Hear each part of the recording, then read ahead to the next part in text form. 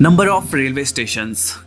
Indian railways में total 7,400 railway station है, वहीं पाकिस्तान रेलवेज में 630 रेलवे। अस्सलाम वालेकुम guys, welcome to our new video. मेरा नाम है साजिद। मेरा नाम है फहद। तो आज की हमारी वीडियो है Pakistani railways and Indian railways. तो आज इनका कंपैरिजन करेंगे हम। तो जैसा कि आप जानते हैं कि पाकिस्तान इंडिया पहले एक साथ इकट्ठा कंट्री था, लेकिन अब वो डिफरेंट हो चुका है, उनके अंदर काफ़ी डिफरेंट है। और पाकिस्तान के अंदर रेलवे ट्रेन जो है वो अलग से बनी हुई है, लेकिन इंडिया के अंदर अलग से है। इनके अंदर कंपैरिजन ये देखना है कि खूबसूरत कौन सी है और अच्छी कौन सी है, किसका ट्रैवल सिस्टम अच्छा है और किसका अच्छा नहीं है, क्या इनमें इम्प्रूवमेंट भी हुई है या जो पाकिस्तान के अंदर रेलवे स्टेशन जो कि अंग्रेज़ के वक्त की बनी हुई हैं वही चल रही हैं या उसके अंदर अपडेटिंग भी हुई है। तो आइए समझते हैं आज के इस वीडियो में इसको। Let's go. 1947 में जब इंडिया का पार्टीशन हुआ तब एक नई राइवलरी ने जन्म लिया, इंडिया वर्सेस पाकिस्तान। एक देश को दो टुकड़ों में बांटने के बाद ब्रिटिशर्स तो यहाँ से चले गए, बट दोनों देशों को एक दूसरे का कॉम्पिटिटर बना गए। ये पार्टीशन जो था ये वर्ल्ड का one of the largest partition था, और इसी पार्टीशन का एक बहुत ही बड़ा हिस्सा था इंडियन रेलवेज, जो कि 1947 के बंटवारे के बाद दो हिस्सों में बंट गई, इंडियन रेलवेज और पाकिस्तान रेलवेज। आज़ादी को आज 75 ईयर्स हो चुके हैं और दोनों ही देशों की रेलवेज में काफ़ी कुछ बदल चुका है। आज के वीडियो में हम बात करेंगे इसी बदलाव के बारे में और कंपेयर करेंगे इंडियन रेलवेज को पाकिस्तान रेलवेज के साथ based on different factors. Year of foundation 6 मई 1836। ये वो दिन था जब इंडिया में किसी भी प्रकार की ट्रेन चली थी। लेटर ऑन 16 अप्रैल 1853 थाने से बोरीबंदर के बीच में इंडिया की पहली पैसेंजर ट्रेन चली थी और यहीं से शुरुआत हुई इंडियन रेलवेज की। बात करें अगर पाकिस्तान की, तो वैसे तो पाकिस्तान 1947 में बंटवारे के बाद एग्जिस्टेंस में आया, बट अगर आज के पाकिस्तान के मैप पे अगर सबसे पहले रेल रूट की बात करें तो वो ले डाउन किया गया था in the year 1855। Headquarters and owners. Indian railways का हेडक्वार्टर न्यू दिल्ली में है, वहीं पाकिस्तान रेलवेज का हेडक्वार्टर लाहौर में। दोनों ही रेलवेज स्टेट ओन है और इन्हें अपने अपने देश की मिनिस्ट्री ऑफ रेलवेज कंट्रोल करती है। Total track length. अगर बंटवारे से पहले की बात करें तो इंडिया में जो टोटल ट्रैक लेंथ थी वो थी 64,000 किलोमीटर की, जिसमें से पार्टीशन के बाद 55,000 किलोमीटर इंडिया का हिस्सा बन गया और 9,000 किलोमीटर पाकिस्तान का।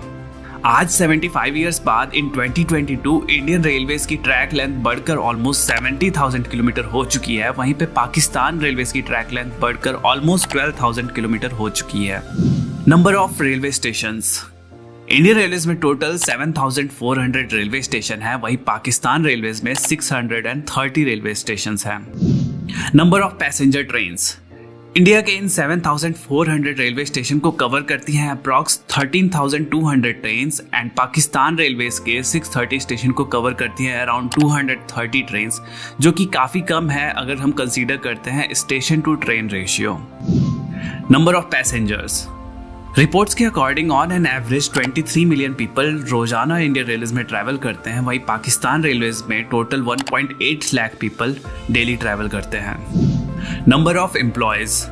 इंडियन रेलवेज वर्ल्ड का one of the largest employer है, जहां पे more than 13 lakh people Indian railways में काम करते हैं, वहीं पाकिस्तान रेलवेज में टोटल 72,000 एम्प्लॉयज काम करते हैं। Railway budget. फाइनेंशियल ईयर 2022-2023 की बात करें तो इंडियन रेलवेज को जो बजट एलोकेट हुआ है वो है 1,40,500 करोड़, वहीं पाकिस्तान रेलवेज का जो बजट है वो है 3,300 करोड़। रेवेन्यू। इंडियन रेलवेज ने फाइनेंशियल ईयर 2021-2022 के बीच पे 2,17,500 करोड़ का रेवेन्यू अर्न किया, वहीं पाकिस्तान रेलवेज ने 4,865 करोड़ का। तो ये थी इन दोनों ही देशों के रेलवे ऑर्गेनाइजेशन के कुछ इंपॉर्टेंट स्टैटिस्टिक्स। अब आगे बात करते हैं इन दोनों ही देशों की ट्रेन्स के बारे में। तो सबसे पहले बात करते हैं ट्रेन टाइप्स के बारे में। इंडियन रेलवेज में डिफरेंट कैटेगरीज की ट्रेन चलती है, जिनमें प्रीमियम ट्रेन्स में लाइक वंदे भारत, शताब्दी, राजधानी, दुरंतो, गरीब रथ जैसी ट्रेन्स हैं। Then regular superfast trains, mail express trains, passenger trains जिनमें मेमू, ईएमयू, डीएमयू जैसी ट्रेन्स आती हैं, और फ्रेट ट्रेन्स। पाकिस्तान रेलवेज में एज सच कोई ब्रॉड कैटेगरीज तो नहीं है, but express trains like Jinnah express and green line express, regular superfast trains and passenger trains and freight trains होती हैं। अब बात करते हैं ट्रेन क्लास के बारे में। तो इंडियन रेलवेज में फर्स्ट एसी चेयर कार जिसमें कि एसी, नॉन एसी और एग्जीक्यूटिव और इकोनॉमी का ऑप्शन होता है। Second AC, third AC, sleeper, unreserved और सिटिंग क्लास होता है। वहीं पाकिस्तान रेलवेज में AC sleeper, AC parlour car, AC business class, AC standard, economy class, second class होता है। अब बात करते हैं दोनों ही देशों की फास्टेस्ट ट्रेन के बारे में। इंडियन रेलवेज की जो सबसे फास्टेस्ट ट्रेन है वो है वंदे भारत एक्सप्रेस, जो चलती है 180 किलोमीटर पर आवर पे। और जो फास्टेस्ट ऑपरेशनल ट्रेन है वो है गतिमान एक्सप्रेस, जो चलती है न्यू दिल्ली और झांसी के बीच में at the speed of 160 kilometre per hour. वहीं पाकिस्तान रेलवेज की जो सबसे फास्टेस्ट ट्रेन है वो है जिन्ना एक्सप्रेस, जो चलती है लाहौर और कराची के बीच में, जिसकी टॉप स्पीड है 120 किलोमीटर पर आवर की। बात करें अगर दोनों ही देशों की ट्रेन्स की पंक्चुअलिटी की, तो रिपोर्ट्स के अकॉर्डिंग दोनों ही देशों की पंक्चुअलिटी रीसेंट टाइम में बहुत ज्यादा इंक्रीज हुई है, जो कि अराउंड 90% है। बात करते हैं दोनों ही देशों के रेलवे सिस्टम में यूज किए जाने वाले लोकोमोटिव्स के बारे में।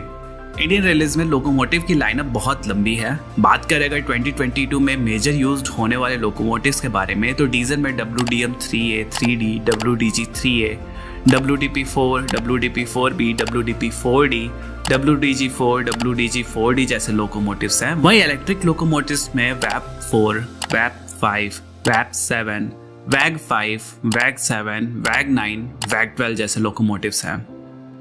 बात करें अगर पाकिस्तान रेलवेज की, तो वहाँ अभी भी डीजल लोकोमोटिव्स का दबदबा है, क्योंकि ऑलमोस्ट सारे रूट्स जो है वो अनइलेक्ट्रिफाइड है। जो मेजर लोकोमोटिव्स हैं वो हैं GMU-30, ZCU-30, AGE-30, HGMU-30, GEU-40। ये जो है ये सबसे कॉमन लोकोमोटिव्स हैं पाकिस्तान रेलवे नेटवर्क में। फास्टेस्ट लोकोमोटिव, तो इंडियन रेलवेज का जो सबसे फास्टेस्ट लोकोमोटिव है, जो कि स्पीड का बादशाह है, वो है WAP-5 लोकोमोटिव, जो चल सकता है 225 किलोमीटर की मैक्स स्पीड पे। वहीं पाकिस्तान रेलवेज का जो सबसे फास्टेस्ट लोकोमोटिव है वो है AGE-30, जो चल सकता है 160 किलोमीटर पर आवर के फास्टेस्ट स्पीड पे। मोस्ट पावरफुल लोकोमोटिव, बात करें अगर इंडियन रेलवेज की, तो इंडियन रेलवेज में रिसेंटली WAG-12 लोकोमोटिव इंट्रोड्यूस हुआ, जो कि 12,000 हॉर्स पावर का लोकोमोटिव है और ऑल्सो ये इंडियन रेलवेज का सबसे पावरफुल लोकोमोटिव है।